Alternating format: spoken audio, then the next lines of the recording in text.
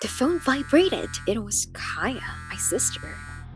She was panicking, saying something about her boyfriend, a bed, some kind of basement. She begged to be saved, but then the connection was abruptly cut off.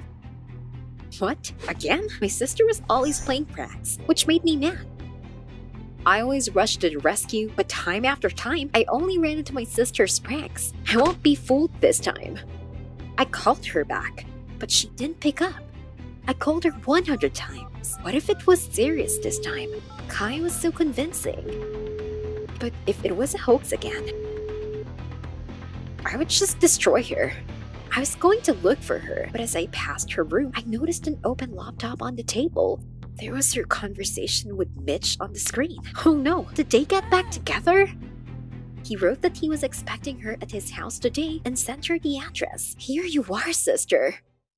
20 minutes later, I was at his house. I knocked and the door opened at the same moment.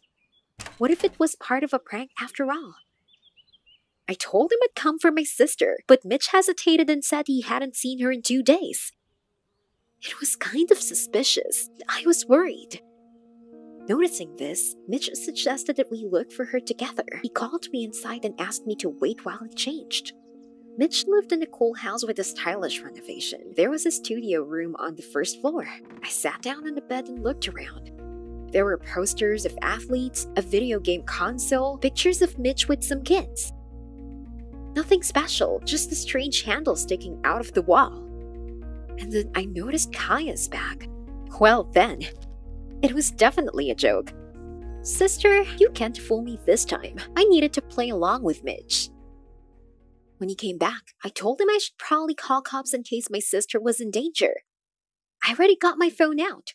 Suddenly, Mitch asked me if my heart was telling me something. After all, we were sisters and we should have some kind of intuitive connection. Are you kidding me? But I played along and replied that I felt like she was somewhere close.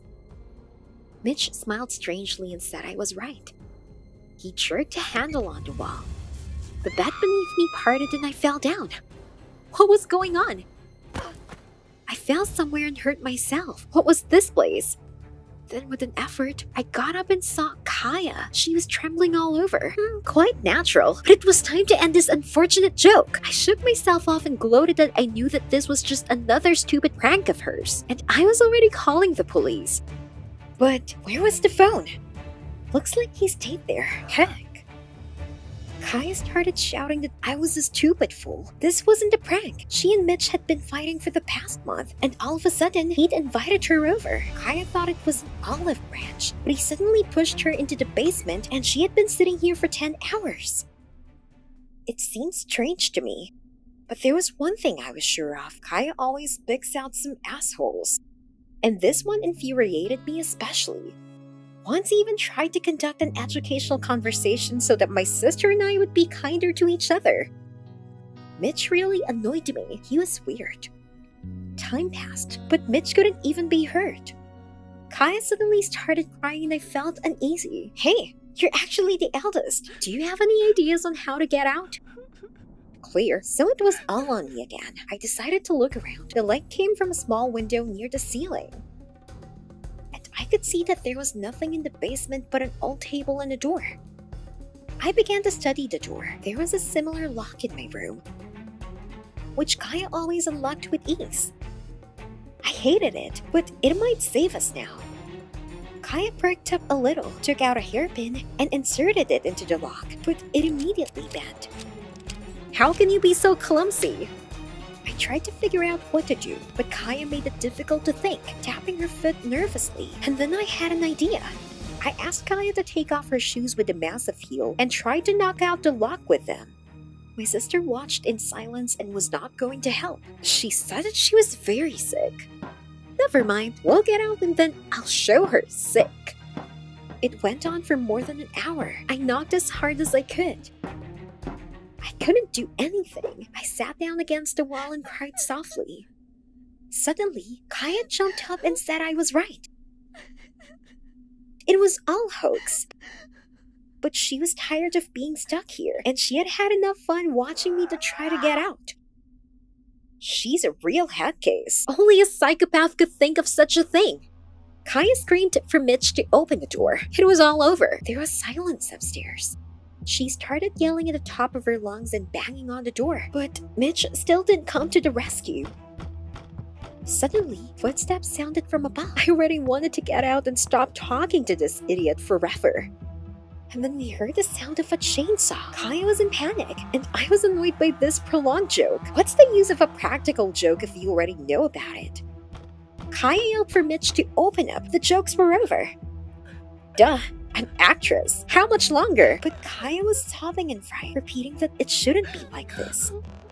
That Mitch should have opened the door after her signal. Yeah, go on with you. Kaya became hysterical. I think I've only seen her like this once in my life, when our dad... Suddenly, smoke began to pour out from under the door. What kind of special effects are these? I shifted my gaze to Kaya and felt a growing sense of unease. Kaya took off her earring and tried to pick the lock with trembling hands.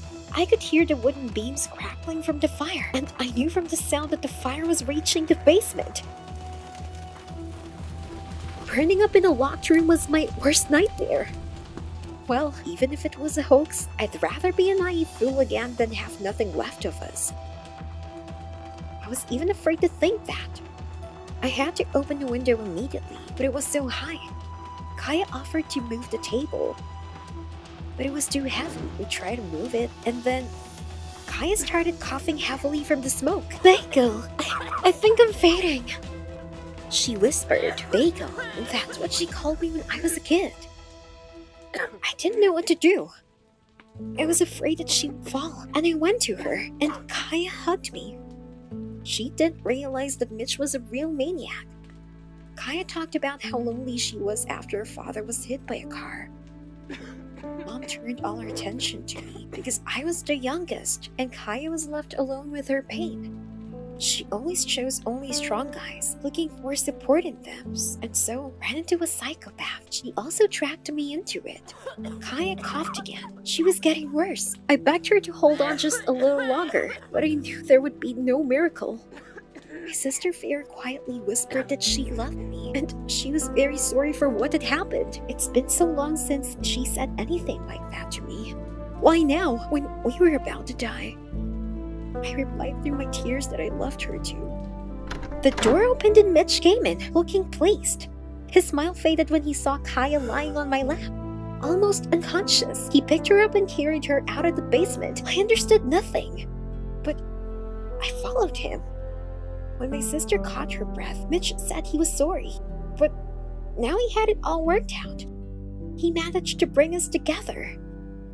It turned out that he was very upset by our quarrels because he was the older brother himself and knew how important peace was in the family. But after unsuccessful attempts to get through to us with conversations, he realized that he needed to act more radically, and he had a plan to intimidate us so that in an extreme situation, we would unite and make up. He thought it all out. The sound of burning wood and chainsaw was a recording, and the smoke was a smoke machine effect. Got what he wanted, my sister and I looked at each other, and without speaking, pushed him onto the bed, and Kaya lowered the lever.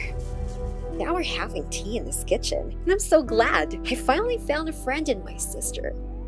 Mitch's screams came from the basement, but they didn't bother us at all. Let him sit there for a couple of hours. Let's think about it.